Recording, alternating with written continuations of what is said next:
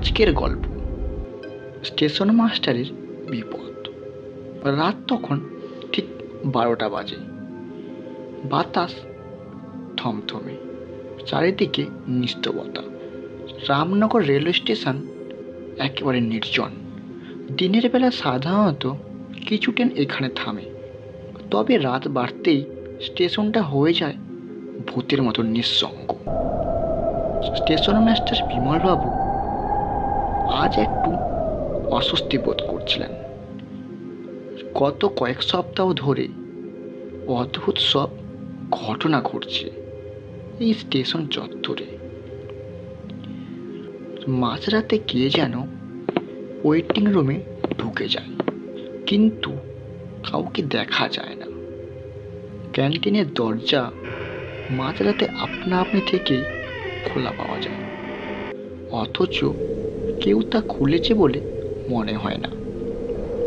রাত্রের শিফটের কাজ করতে বিমলবাবুর আজ বড়ই অস্বস্তি লাগছে।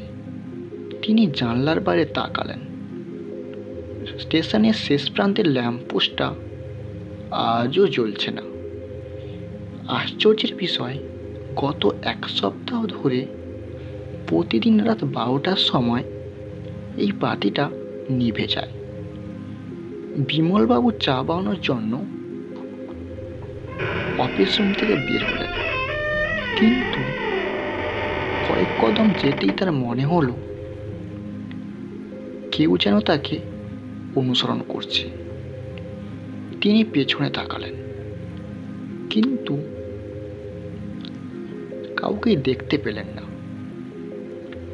একটু ঘাবড়ে গিয়ে তিনি তাড়াতাড়ি ক্যান্টিনের দিকে এগোতে লাগলেন। ক্যান্টিনে ঢুকেই চা বানাতে গিয়ে তার হাত থমকে গেল। গ্যাসের চুলা জ্বলছে, কিন্তু সেখানে কেউ নেই। এদিকে রান্নার পাত্রের পাশে একটা আধপোড়া মাংসের টুকরো পড়ে আছে, আর সেখান থেকে বেরোচ্ছে এক অদ্ভুত পোড়া গন্ধ। বিমলবাবুর গায়ে কাঁটা দিয়ে উঠল। তড়িঘড়ি করে তিনি অফিসে ফিরে এলেন। ঠিক তখনই স্টেশনের মাইকে এক অদ্ভুত আওয়াজ শোনা গেল, যেন কেউ ধীর গলায় বলছে, বিমল, ফিরে যাও, এখানে আর থাকা তোমার জন্য নিরাপদ নয়। বিমলবাবুর শীত দাঁড়াবে ঠান্ডা স্রোত নেমে গেল। তিনি তো একা, তাহলে মাইকে এই আওয়াজটা এলো কোথা থেকে? হঠাৎ তার চোখে পড়ল দরজার দিকে। বাইরে দাঁড়িয়ে আছে এক ছায়ামূর্তি। বিমলবাবু আতঙ্কিত হয়ে পিছিয়ে গেলেন। ছায়ামূর্তিটি ধীরে ধীরে এগিয়ে এলো এবং তার মুখটি পুরো চাঁদের আলোয় স্পষ্ট হয়ে উঠল। এক ভয়ঙ্কর বিকৃত মুখ। বিমলবাবু চিৎকার করতে গিয়েও পারলেন না। তিনি দৌড়ে অফিসের দরজা লাগিয়ে দিলেন। বিমলবাবুর ভয়ে হাত কাঁপছিল, নিঃশ্বাস খুবই দ্রুতই হচ্ছিল। কিন্তু হঠাৎই দরজার ওপারে সেই কর্কশ গলাটি আবার শোনা গেল, তুমি পালাতে পারবে না বিমল। অফিসের ঘড়িতে রাত 12:15 বাজে। বাইরে বাতাসে কিসের যেন একটা নড়াচড়া শোনা গেল। বিমলবাবু জানলার বাইরে তাকালেন। রেল লাইনের ওপর কে যেন দাঁড়িয়ে আছে। ধোঁয়াটে শরীর, লালচে চোখ। ধীরে ধীরে সে ট্রাকের উপর দিয়ে এগিয়ে আসছে। বিমলবাবু খুবই ভয়ে মাথা ঘুরে চেয়ারে বসে পড়লেন। তার মনে পড়ে গেল বহু বছর আগে এই স্টেশনে এক ট্রেন দুর্ঘটনায় অনেক মানুষই মারা গিয়েছিল। শোনা যায় সেই রাতেই প্রথমবার এই অশরীর আত্মার দেখা মিলছিল। বিমলবাবু বুঝতে পারলেন আজকে রাতটাই তার শেষ রাত হতে চলেছে। হঠাৎ করে স্টেশনের সমস্ত বাতিগুলো একসঙ্গে নিভে গেল। বিমলবাবুর গা কাঁটা দিয়ে উঠল। চারিদিকে শুধু ঘন অন্ধকার। অফিসের দরজার বাইরে কড়া নাড়া শব্দ শোনা যেতে লাগলো, যেন কেউ মরিয়া হয়ে দরজা ভাঙতে চাইছে। হাত কাঁপতে কাঁপতে বিমলবাবু জানলার পর্দা সরে তাকালেন। ট্রাকের উপর দাঁড়িয়ে থাকা ছায়ামূর্তিটি এখনো আরো কাছে চলে আসছে।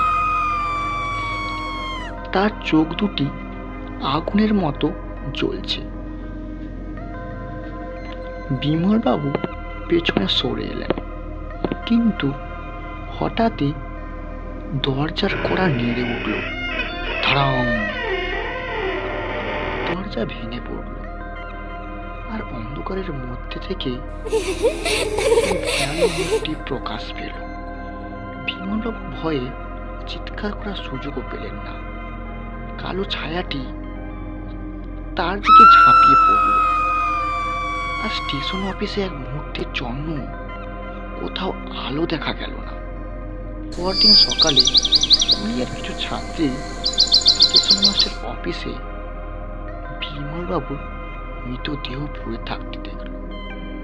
তার মুখে ছিল এক চরম আতঙ্কের ছাপ, আর দেয়ালে লালচে অক্ষরে লেখা ছিল, আমি ফিরে এসেছি। সেই রাত থেকে স্টেশনে আরো ভয়ঙ্কর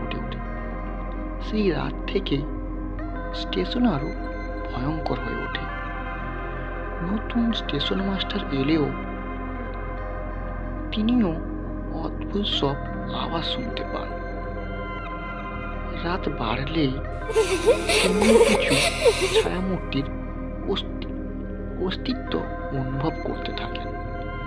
কিন্তু এই রহস্যের সমাধান হবে কি? কেউ কি খুঁজে পাবে এই স্টেশনের অভিশাপের মূল কারণ? নাকি রাত 12টা বাজলেই এখানে একের পর এক মানুষের অদ্ভুত মৃত্যু হতে থাকবে? কিন্তু এই রহস্যের কিছু সমাধান হবে কি? কেউ কি খুঁজে পাবে এই স্টেশনের অভিশাপের মূল কারণ? নাকি রাত 12টা বাজলেই এখানে একের পর এক মানুষের অদ্ভুত মৃত্যু ঘটতে থাকবে? একদিন এক তান্ত্রিক ও সাংবাদিক এই রহস্য সমাধানের জন্য সেখানে আসেন। রাত 12টার পর স্টেশনের বাতিও নিভে যায়, যার আর ধোঁয়ার মতো কালো ছায়াটি আবারও দেখা যায়। তান্ত্রিক কিছু মন্ত্র পড়তে থাকেন। সঙ্গে সঙ্গে সেই ছায়ামূর্তিটি বড় অস্থির হয়ে ওঠে। দেখা যায় সে গর্জন করে ওঠে, আমাকে থামাতে পারবে না, আমি প্রতিশোধ নেব। সাংবাদিকটি মোবাইলে ভিডিও করতে থাকেন, আর তান্ত্রিক জপ চালিয়ে যান। এক সময় সেই ছায়া বিকট চিৎকার করে আগুনের শিখার মতো হয়ে ওঠে, আর মুহূর্তের মধ্যে মিলিয়ে যায়। এরপর স্টেশনের বাতিগুলো হঠাৎই জ্বলে ওঠে, আর চারিদিকে স্বাভাবিক পরিবেশ ফিরে আসে। স্বাভাবিকভাবে পুরনো পরিবেশ ফিরে আসে। কিন্তু গল্প এখানেই শেষ নয়। সাংবাদিকটি ভিডিও ফুটেজ দেখতে গিয়ে ভয়ে শিউরে ওঠেন। ভিডিওটিতে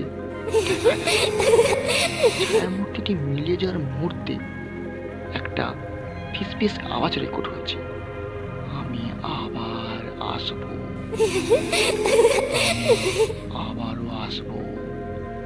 আমি আবারও আসবো।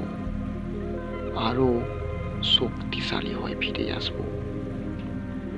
এরপর থেকে রামনগর স্টেশনে আপাত দৃষ্টিতে কোনো অশরীর কাণ্ড ঘটেনি, কিন্তু স্থানীয় লোকজন জানে সেই স্টেশন অভিশপ্ত স্টেশন, আর একদিন সেই ছায়ামূর্তি আবারও ফিরে আসবে আরো ভয়ঙ্কর রূপে। এরকম গল্প শুনতে হলে আমাদের সঙ্গে থাকুন।